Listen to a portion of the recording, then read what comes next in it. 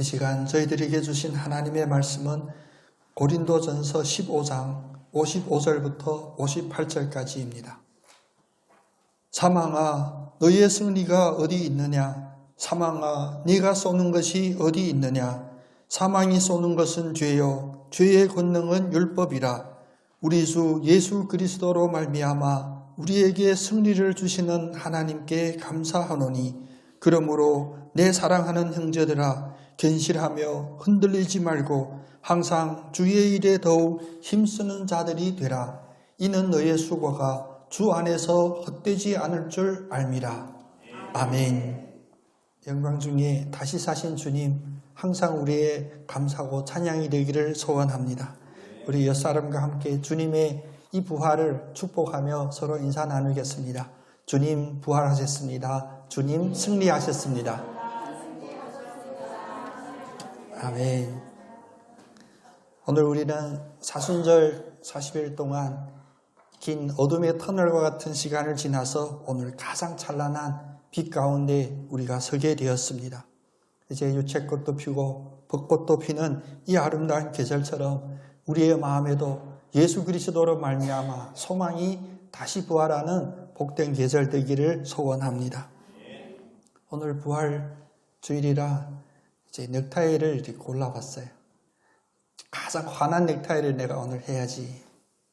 그런데 제가 취향이 좀 이렇게 파란색 쪽 취향이라 어떻게 환한 넥타이를 못 찾았습니다. 그래서 나름 그 중에서 반짝이가 있는 넥타이를 이렇게 하면서 거울을 보는데 순간 그런 마음이 들더라고요. 주님 사망을 이기시고 부활까지 하신 주님인데 제 머리도 좀 부활시켜 주셨으면.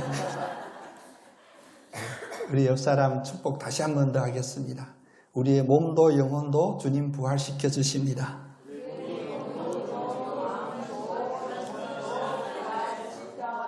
아멘. 주님의 부활은 단지 성형이 아니라 우리의 존재 자체를 바꿔주시는, 우리의 영혼을 다시 살리시는 그런 부활이십니다. 오늘 절망의 어둠을 깨뜨리고 빛으로 오신 그 주님, 죄의 사망을 이기신 주님의 승리를 마음에 새기며 복된 부활주일 되기를 소원합니다. 먼저 부활은 끝이 아니라 새로운 시작입니다.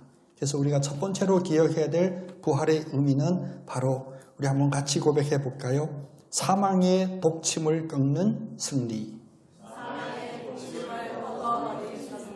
아멘. 부활은 그동안 인간이 에덴 동산에서 쫓겨난 이후로 늘 눌려있는 죽음, 사망, 그 어둠의 사슬에서 해방시켜 주시는 완전한 승리의 선포입니다. 오늘 본문 55절은 사망아, 너희의 승리가 어디 있느냐 라고 호통치는 그러한 말씀입니다. 그리고 이어서 56절은 사망이 쏘는 것은 죄요, 죄의 권능은 율법이라고 정리합니다. 사망은 우리를 찌르는 강력한 무기임이 분명합니다. 그러나 이 파괴적인 이 무기는 그가 쏘는 것은 오로지 율법으로 우리를 옥죄는 것뿐입니다. 죄의 권세 안에는 사망만, 구금만 있습니다. 그러나 부활만이, 우리 주님의 부활만이 유일하게 이 사망의 권세, 이 죄의 무기를 깨뜨리는 죽음의 구속을 하시는 사건이 되게 됩니다. 그래서 로마서 6장에서는 사도 바울이 이런 고백을 합니다. 그리스도께서 죽은 자 가운데서 살아나셨음에 다시 죽지 아니하시고 사망이 다시는 그를 주장하지 못하시리라.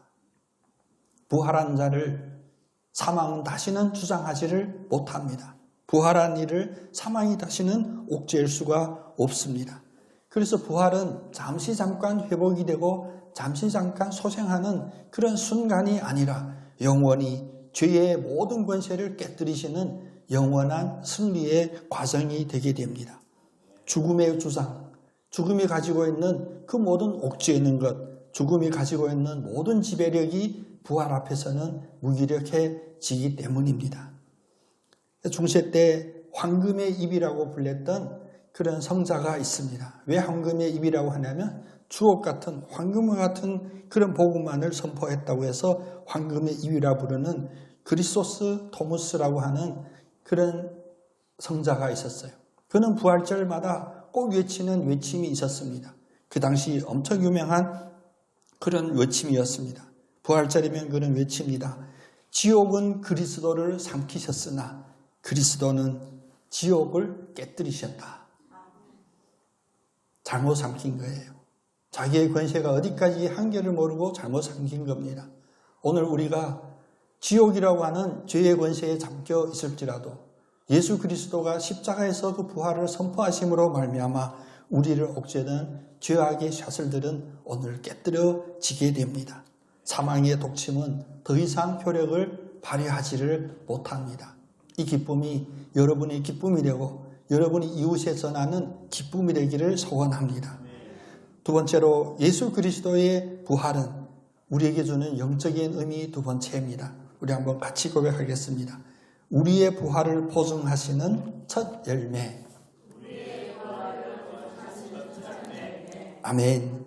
부활은 단순히 과거의 사건만이 아닙니다. 역사에만 기록되는 그런 사건이 아니라 오늘 이 자리에서 우리의 삶을 지탱해 주시는 살아있는 소망이 되는 것입니다. 예수 그리스도의 부활은 역사적인 사건으로만 기록된다면 이 자리에 계신 여러분들과 아무런 상관이 없다고 말할 수도 있습니다. 그러나 예수 그리스도의 부활 승리는 그 예전의 역사적인 사건이 아니라 지금 이 순간 이 자리에 앉아 계신 여러분에게 살아있는 소망이 됩니다. 그래서 오늘 본문 57절은 찬양합니다. 우리 주 예수 그리스도로 말미암아 우리에게 승리를 주시는 하나님께 감사하노니. 승리를 주시는 그 하나님에 대한 이 감사는 살아있는 감사이고 지금도 효력을 발생하는 영적인 에너지가 되게 됩니다. 이 사건은 언제부터 시작이 되었느냐? 바로 역사 이전에 한 번도 있은 적이 없었고 오로지 십자가에서 주님이 이 사망 권세를 이기시고 부활하는 그 첫 순간부터 시작이 됩니다. 성경은 이 승리를 잠자는 자의 첫 열매라고 고백합니다. 예수 그리스도는 역사적인 사건이 아닙니다. 잠자는 자들을 다시 깨우치는 첫 열매가 되어 있어서 오늘 이 순간도 주님 다시 오시는 그 순간까지도 우리에게 산소망이 되게 됩니다.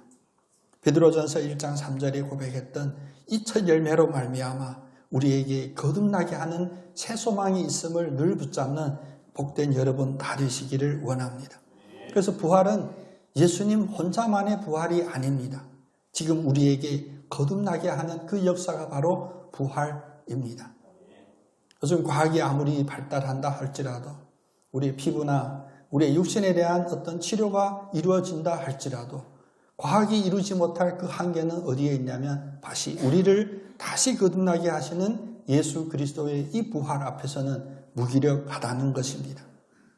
세상은 외치죠. 우리에게는 꿈이 있습니다. 비전이 있습니다. 소망이 있습니다. 특별히 요즘 우리가 뉴스를 보면 이런 언론들이 있죠. 몇 년마다 한 번씩 오죠. 4년에 한 번씩. 바꿔야 합니다. 다 바꾼대. 새로운 인물이 필요합니다. 저는 잘 모르겠어요. 저 관심도 별로 가지지를 않죠. 그러나 세상이 우리에게 주는 어떤 소망이나 희망은 한시적인 것이고 모든 것이 다 조건이 붙어 있습니다. 그래서 죽은 소망은 환경에 따라 변하게 됩니다. 환경이 좋아지면 소망도 살아나고 환경이 나쁘면 소망도 죽게 되죠. 그러나 예수 그리스도의 부활의 산 소망은 어떠한 상황이든지 어떠한 시련이든지 늘 변하지 않는 강력한 생명력을 뜻하게 됩니다. 그래서 예수님은 직접 선포하셨습니다. 나는 부활이요 생명이니 나를 믿는 자는 죽어도 살겠고 무릇 살아서 나를 믿는 자는 영원히 죽지 아니하리라. 여러분의 지금 마음이 죽어있는 상태든 살아있는 상태든 이러한 환경과 상관없이 오늘 부활 승리하시는 주님의 승리로 말미암아 여러분은 영원히 죽지 않는 부활의 산소망을 품게 됩니다. 그래서 주님의 부활은 멀리 있는 일이 아니라 장래형이 아니라 지금 믿고 있는 여러분의 그 관계, 지금 여러분이 가지고 있는 그 믿음 안에서 주님의 부활은 역사하고 있고 그래서 주님의 부활은 1년에 한 번 부활절에만 우리가 찬양드리는 그런 부활이 아니라 현재적인 여러분과 동행하는 삶의 사건이 됨을 믿으시기를 바랍니다. 주님과 연결되어 있는 자에게는 모든 이들이 다 이 영원한 생명의 궤도에 있게 됩니다. 금요일 저녁 몇 명 나와서 우리가 철야 기도를 합니다. 근데 그때 우리 함께 나눴던 중보 기도가 있습니다. 제가 아는 선교사님이 갑자기 폐암 말기라 해서 병원에서는 이제 호흡기도 떼고 이제 금방 이 땅에서의 삶을 마무리한다라고 그렇게 했어요. 근데 그분이 그렇게 연락 안 하시는 분인데 저한테 카톡이 와서 그런 상황을 이야기하면서 목사님 기도해 주세요. 그래서 우리 6명이 그때 기도 제목을 나눴는데 기억나시나요? 그때 언제였는지. 몇 달 전이에요. 4개월 가까이 됩니다. 세월이 빠르죠. 병원에서는 그 다음날 바로 준비해야 된다고 선고했는데 4개월 넘게 그 전도사님이 호흡기 없이 한 2주인가 호흡기를 했어요. 그리고 병원에 있었어요. 근데 그 기간은 어떤 기간이냐면 죽음이 얼마나 무섭게 그에게 다가왔겠습니까? 그런데 그 기간 동안 그는 거듭 고백합니다. 목사님, 이번 주 지나면 제가 천국으로 가는데 왜 이렇게 마음이 기쁘고 가벼운지 모르겠어요. 그래서 제가 답장했습니다. 좋은데 자기 먼저 혼자 가면서 왜 이 땅에 남아있는 사람 약 올리고 그러냐. 그 고백 속에서 그건 마무리했습니다. 병원에서는 1, 2주라고 했는데 4개월 넘게. 그 기간이 뭐냐면 그의 육신은 취할지라도 그의 마음속에 있는 사망 권세가 붙잡고 있던 그 마지막 사슬까지도 다 깨는 그런 과정이었다 저는 확신합니다. 그 마지막 남겼던 메시지가 바로 그겁니다. 천국으로 가는데 이렇게 기쁠 수가 없다고. 천국에서 기다릴게요. 주님과 연결된 자의 삶은 바로 이런 산소망이 되게 되는 겁니다. 세상이 말하는 망했다, 끝났다, 절단났다. 그런 사망의 권세의 언어들은 완전히 깨어지고 어떠한 상황 속에서든지 그는 늘 외칠 수가 있습니다. 나는 살아있는 자다. 그래서 어거스틴은 그리스도인은 어떤 사람이냐라고 했을 때 어거스틴 나름대로의 특별한 정의가 있습니다. 그는 이렇게 말합니다. 그리스도인은 부활의 사람이다. 우리 옆 사람 다시 한번 축복하겠습니다. 당신은 부활의 사람입니다. 아멘. 그래서 세상은 죽음을 향하여 달려가지만 이제 예수 그리스도를 믿는 자, 부활이요 생명이요 그 영원한 영생으로 가는 유일한 통로인 예수를 붙잡는 자에게는 우리는 부활을 향하여 걸어가는 그러한 존재라는 것입니다. 우리의 부활을 보증해 주시는 첫 열매, 그 예수님을 마음에 소중히 품으시기를 축복합니다. 세 번째로 예수의 부활이 우리에게 주시는 영적인 의미는 바로 함께 고백합니다. 견실하고 흔들리지 않는 증인의 삶입니다.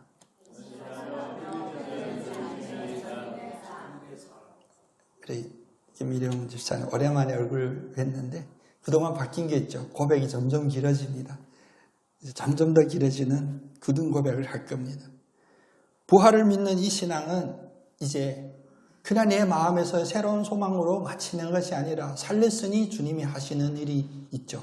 살았으니 움직이는 그 일이 있는데 바로 흔들리지 않도록 우리가 이 세상의 삶 속에서 이 복음의 이 부활의 증인이 되게 하신다는 겁니다. 그래서 오늘 본문 58절은 이야기합니다. 견실하며 흔들리지 말고 항상 주의 일에 힘쓰는 자들이 되라. 왜냐하면 너희의 이 수고가 주 안에서 헛되지 않은 줄 알미라. 예수님의 부활은 시각적으로 그 무덤을 가로막고 있었던 무거운 그 돌문을 밀어내는 폭발적인 힘이었습니다. 그 힘이 바로 부활에 가지고 있는 내포하고 있는 폭발력입니다. 여러분이 나도 이 산소망으로 부활되었습니다 라고 선포한다면 그 선포의 순간 이 강한 생명의 폭발력이 여러분의 안에 있게 되는 겁니다. 그래서 이 폭발력은 어디서 해야 되냐? 내뿜어지기 마련이거든요. 이것이 우리 에너지라고 표현하죠. 예수의 부활로 우리가 부활의 사람이 된 우리에게는 바로 이 부활을 살아내는 생명력, 폭발력이 나오게 됩니다. 이것은 우리의 신분이나 우리의 건강 상태나 우리의 지위의 높고 낮음과 상관이 없습니다. 그리스도인으로 예수를 믿고 예수의 부활 승리를 믿는 자에게는 바로 이 생명의 에너지가 폭발하게 됩니다. 그러면 이제 세상이 알지 못하는 평안은 우리의 내적인 폭발력이 되고, 이제 세상에 보여지는 그 폭발력은 바로 주님이 우리를 가르치셨던 빛과 소금의 역할이 되는 겁니다. 지난 사순절 기간 동안 여러분 다시 되돌아보면 우리가 십자가와 나의 믿음이라고 이런 주제로 5주 동안 우리의 연약한 믿음, 또 우리의 완악한 그런 죄성, 이런 것들을 돌아봤습니다. 이 땅의 이익이나 사람들의 눈치를 보고 또 세상과 십자가 사이에서 양다리를 거쳤던 우리의 헛된 믿음들이 온전히 깨뜨려지는 그 사순절 기간이었음을 우리는 고백합니다. 이제 부활 승리하신 주님과 손잡고 하나님의 나라가 이 땅에서 이루어지기 위하여 우리가 더욱 힘쓰는 자들이 되어야 할 줄로 믿습니다. 우리의 많은 믿음의 고백이 있지만 주님에 대한 그런 고백들을 이제 요즘 자꾸 이렇게 교단적인 구분을 이렇게 생각하게 돼요. 체코지에도 칼빈과 웨슬리 이런 신학 서적이 있는데, 이제 청년들 수련회 가보면 조교파로 제주에서 모이잖아요. 그 청년들, 아이들 기도시켜보면, 아, 이 아이는 장로교에서 왔구나, 이 아이는 감리교에서 왔구나가 알려져요. 어디서 알려지냐면, 이렇게 기도하는 이들이 있습니다. 전지전능하신 하나님 아버지, 이렇게 시작해요. 아유, 이거 장로교에서 훈련받은 아이구나. 감리교 아이들이 제일 자유분방해요. 사랑이 많으신 하나님 아버지, 이렇게 시작해요. 근데 전지전능하시던 사랑이 많으신 하나님 아버지이던 이런 교리적인 선포보다 오늘 이 부활절, 이 부활주일날 우리에게 마르틴 루터가 남겨줬던 살아있는 우리 일상에 적용되는 그런 믿음의 고백을 여러분 장착하시기를 바랍니다. 마르틴 루터는 종교개혁 시간 동안 어려움이 당할 때마다 분필로 자기 책상에 썼던 글이 있습니다. 라틴어로 썼는데 우리 한번 같이 따라해 볼까요? 비바타. 이게 무슨 뜻이냐면 하나님은 살아있다라는 이런 단순한 이야기예요. 하나님의 살아계심이 여러분의 힘이 되고 여러분의 신앙 고백 되기를 원합니다. 하나님이 살아계시기 때문에 그런 사랑이 많으신 하나님, 전지전능하신 하나님이 되시는 거예요. 많은 종교는 거짓을 이야기하죠. 그래서 우리는 그것을 죽은 종교라고 이야기를 해요. 역사적인 근거가 아무리 확실하다 할지라도 그것은 오늘 이 순간 살아있는 우리들에게 아무런 생명력을 발휘하지 못하면 바로 죽어있기 때문입니다. 그러나 부활하신 예수님, 이 부활하신 예수님은 살아계시고 지금도 살아계십니다. 여러분의 책상에도 여러분의 마음에도 마르틴 루터가 고백했던 하나님은 살아계시다라는 이 말씀이 늘 적혀져 있기를 원합니다. 그래서 결국 우리는 이 부활주일날 더 이상 지나간 과거의 어둠에서 눌려있을 필요도 없고 우리 힘으로 깨치지 못했던 그 막혀있는 돌문을 주님께서 오늘 깨쳐주셨으니 이제 더 이상 나는 소망이 없다, 나는 힘이 없다, 나는 늙었다, 나는 아프다, 나는 머리도 많이 빠져있다, 이런 부정적인 언어들이 오늘 소멸이 되는 그런 축복의 날로 새롭게 시작하기를 원합니다. 주님이 부활하시고 살아셨으니 오늘 나도 살아있는 것입니다.